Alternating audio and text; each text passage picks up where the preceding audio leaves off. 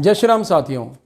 दिल्ली के मुख्यमंत्री अरविंद केजरीवाल शराब घोटाले में अब ईडी की कस्टडी में हैं। जब से अरविंद केजरीवाल को ईडी ने अपने कस्टडी में लिया है, तब से आतिशी मारलेना और इंडी गठबंधन के तमाम नेता सभी लोग आक्रोशित हैं और तरह तरह के आरोप भारत सरकार के ऊपर, भारत के प्रधानमंत्री के ऊपर, गृह मंत्री के ऊपर और भारतीय जनता पार्टी के नेतृत्व पे लगाए जा रहे हैं। कभी आतिशी मारलेना कहती हैं कि मनी ट्रेल का पता चल गया, शराब घोटाले का जो मनी ट्रेल था वो पता चल गया। 59.5 करोड़ रुपया वो जो है, यानी कि 59.5 करोड़ रुपया वो भारतीय जनता पार्टी के खाते में जमा करवाया गया शरद चंद्र रेड्डी के द्वारा, जो शराब घोटाले के एक आरोपी हैं। तो इसीलिए आरोपी से भारतीय जनता पार्टी ने पैसा लिया तो पता चल गया शराब घोटाले का पैसा कहाँ गया। इसका मतलब तो एक बात ये भी हुआ कि शराब घोटाला हुआ। अब दूसरा आरोप जो आतिशी मारलेना है वो ये लगा रही हैं कि भारतीय जनता पार्टी के नेताओं ने, क्योंकि शरद चंद्र रेड्डी से पैसा ले लिया है, ये साबित हो चुका इलेक्टोरल बॉन्ड के माध्यम से, तो अब इन लोगों को सबको इस्तीफा देना चाहिए और ये पूरा का पूरा शराब घोटाला जो है ये मैन्युफैक्चर्ड था भारतीय जनता पार्टी के द्वारा। ये दूसरा आरोप लगाया गया। रोज रोज नए नए लेटर्स अरविंद केजरीवाल के नाम से मीडिया में जारी किए जा रहे हैं। कभी अरविंद केजरीवाल जी की जो धर्मपत्नी है सुनीता केजरीवाल जी, वो आके एक पत्र पढ़ती हैं और बहुत ही भावुक मन से वो अरविंद केजरीवाल जी का संदेश भी सुनाती हैं दिल्ली की जनता को, देश की जनता को, और कहती हैं कि उनके बेटे, उनके भाई केजरीवाल ने ये बोला है कि आप लोग बिल्कुल चिंता मत करना, मेरी माताओं, मेरी बहनों, आपके बेटे ने वादा किया है तो 1000 रुपये महीना, हर महीने की जो बात है वो आपके खाते में ज़रूर आएंगी। कोई ऐसा वादा नहीं है जो मैंने आपके साथ पूरा नहीं किया।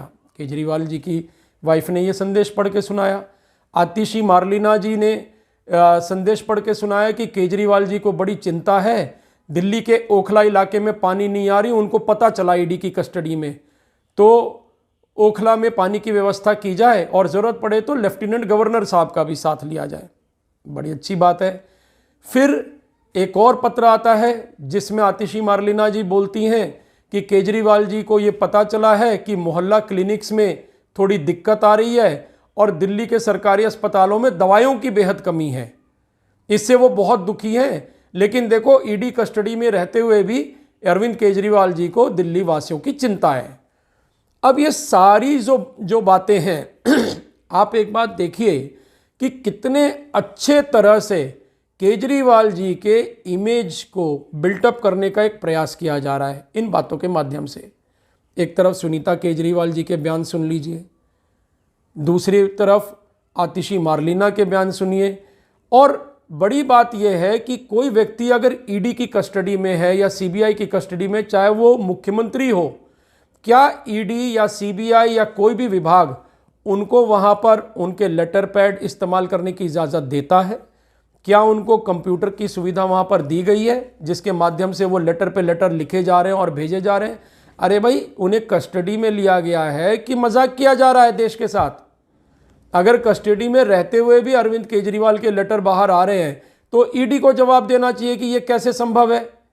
और अगर किसी न्यायिक प्रक्रिया के माध्यम से ये संभव भी है तो पब्लिक को, ईडी को बताना चाहिए कि ये फलाने कोर्ट के आदेश से ये संभव हो पाया है, या ये बताए कि भाई कानून की इस धारा में ये संभव है कि देश के एक सूबे के मुख्यमंत्री वो अपने कामकाज को, क्योंकि उन्होंने इस्तीफा नहीं दिया है, उनको सूबे का काम भी करना है, इसीलिए वो वहाँ बैठ के अपने आदेश भी जारी कर रहे हैं।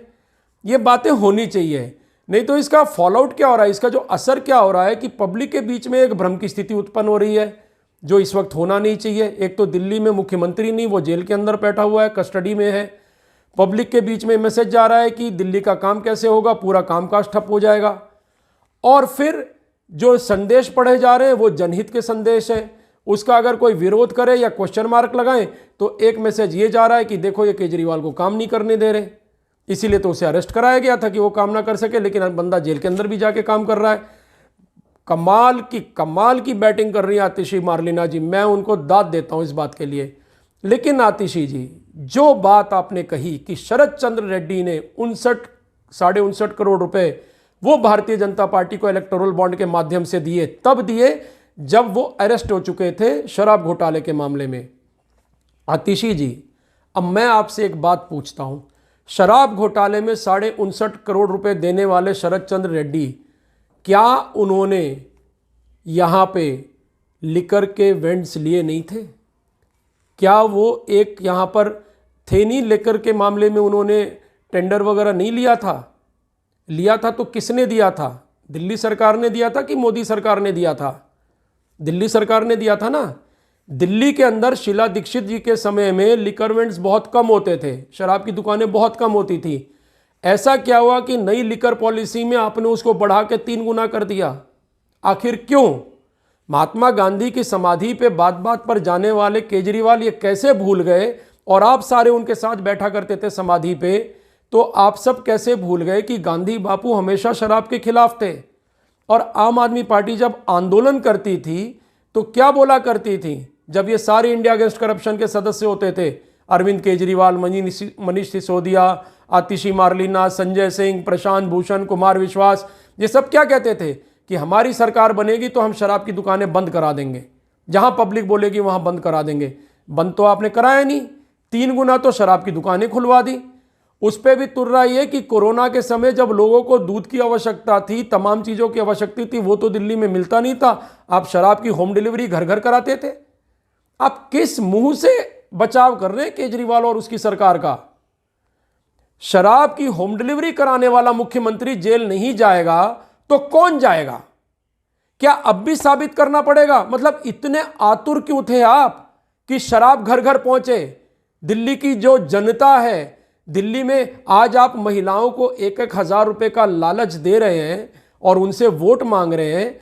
कभी आपने सोचा कि जब उस महिला के घर में आप उसके पति को, उसके बेटे को, उसके भाई को घर में फ्री होम डिलीवरी करके शराब पिलाते थे, और शराब पी के जब वो महिलाओं पर ही हिंसा करता था, करता ही होगा, शराबी तो करता है, बदतमीजी करता है, घर का सामान तोड़ता है, लड़ता है, भिड़ता है, गाली गलौज करता है, ये तो शराबी करते ही हैं। ये कौन सी बड़ी बात है? ये छुपा हुआ थोड़ी किसी से। लेकिन आप लोगों ने फिर भी होम डिलीवरी नहीं रोकी कोरोना के समय। कोरोना के समय जब लोगों को दवाइयों की आवश्यकता थी, लोग मर रहे थे, तब आपने बोला शराब पियो और मौज करो, भूल जाओ कि सरकार की नाकामी क्या है। अपनी नाकामी छुपाने के लिए आपने घर घर होम डिलीवरी कराई शराब की। जब मौत की विभीषिका नाच रही थी दिल्ली के ऊपर में, लाखों की संख्या में लोग मारे गए, हजारों की संख्या में घर बर्बाद हुए, तब आप शराब की होम डिलीवरी कर रहे थे। शराब की होम डिलीवरी करने वाले लोग वो बात करेंगे कि शराब घोटाला हुआ नहीं हुआ? जनता के साथ विश्वास का घोटाला हुआ। शराब घोटाला तो बहुत बहुत छोटी चीज है। मुझे को एक बात बताइए, भाजपा के खाते में पैसे गए, उनके तो खाते में गए ना, उन्होंने कोई किकबैक लिया, बैकडोर से पैसा लिया? यहां तो सबूत ये निकल के आ रहे हैं कि आप लोगों ने कैश में पैसे लिए हैं। भारतीय जनता पार्टी को तो मेगा इंजीनियरिंग ने भी पैसे दिए। Mega engineering second highest donor है इलेक्टोरल बॉन्ड के माध्यम से। लेकिन आप लोग मेगा इंजीनियरिंग पे तो सवाल उठाते हैं भाजपा के साथ कनेक्शन में। आप ही के अलायंस के बड़े अहम सहयोगी हैं इंडियन नेशनल कांग्रेस। ये भी सबूत निकल के आया कि 2019 मेगा इलेक्ट्रिकल्स ने, इंजीनियरिंग ने इंडियन नेशनल कांग्रेस को 500 करोड़ रुपए के कैश फंडिंग की है। 500 करोड़ रुपए, सोचिए, जिसका कोई बही खाता नहीं है, कोई हिसाब किताब नहीं है। कांग्रेस से आपने क्यों नहीं पूछा? आप तो भ्रष्टाचार के खिलाफ हो ना, तो आपके लिए तो भारतीय जनता पार्टी का भी भ्रष्टाचार बहुत घिनौना होना चाहिए और कांग्रेस का भी होना चाहिए। ऐसे डीएमके का, टीएमसी का, राष्ट्रीय जनता दल का, समाजवादी पार्टी का, सभी का भ्रष्टाचार बहुत आपको तकलीफ देनी चाहिए। लेकिन आपको कांग्रेस का भ्रष्टाचार बहुत पसंद आता है, उसके साथ तो आप अलायंस पे अलायंस करते। आप तो ये भी भूल जाते हैं कि आपका जो इंडिया अगेंस्ट करप्शन मूवमेंट था वो कांग्रेस के ही खिलाफ था। शरद चंद्र रेड्डी के 59 करोड़ रुपए अगर चले जाते हैं भारतीय जनता पार्टी के पास, उससे आपको तकलीफ है, लेकिन मेगा इंजीनियरिंग के 500 करोड़ रुपए अगर कांग्रेस के पास चले जाते तो आपको कोई तकलीफ नहीं होती। अगर आपको कांग्रेस के पास भ्रष्टाचार का पैसा चला जाए उससे आपको तकलीफ नहीं है, टीएमसी के पास चला जाए उससे तकलीफ नहीं है, डीएमके के पास चला जाए तकलीफ नहीं, और आपके पास स्वयं आ जाए तो आपको तकलीफ नहीं है, तो मैं आपको बता दूं, देश के जो बहुसंख्यक लोग हैं उनको भी तकलीफ नहीं है कि किसी भ्रष्टाचारी का पैसा भारतीय जनता पार्टी के खाते में चला जाए, और वो भी वो खाता जो रिफ्लेक्ट होता हो बैंक अकाउंट के रूप में। क्योंकि हम सबको पता है कि भाजपा के खाते में आया हुआ पैसा कभी भी कसाब की हिमायत के लिए नहीं जाएगा, अफजल गुरु के पैसे की हिमायत के लिए इस्तेमाल नहीं किया जाएगा। हमेशा ये जो पैसा होगा ये राष्ट्रहित में खर्च होगा। कभी भी ये लोग बाबरी की वकालत के लिए पैसा वेस्ट नहीं करेंगे, राम मंदिर के लिए ये पैसे का इस्तेमाल किया जा सकता है। कभी भी ये लोग जनता को, युवाओं को भारत तेरे टुकड़े टुकड़े होंगे गैंग के लिए प्रेरित नहीं करेंगे। लेकिन हाँ, अगर भारतीय जनता पार्टी मजबूत होगी तो राष्ट्रहित के मुद्दों के साथ जय हिंद वंदे मातरम के नारे लगाने वालों के लिए उस पैसे का इस्तेमाल हो सकता है। ये बातें सब लोग जानते हैं, इसलिए आपके जो घड़ियाली वासु है इससे किसी को कोई फर्क नहीं पड़ने वाला। लेकिन हाँ, आप तो राजनीति करने आई हैं, आप राजनीति करेंगी, आप करते रहिए।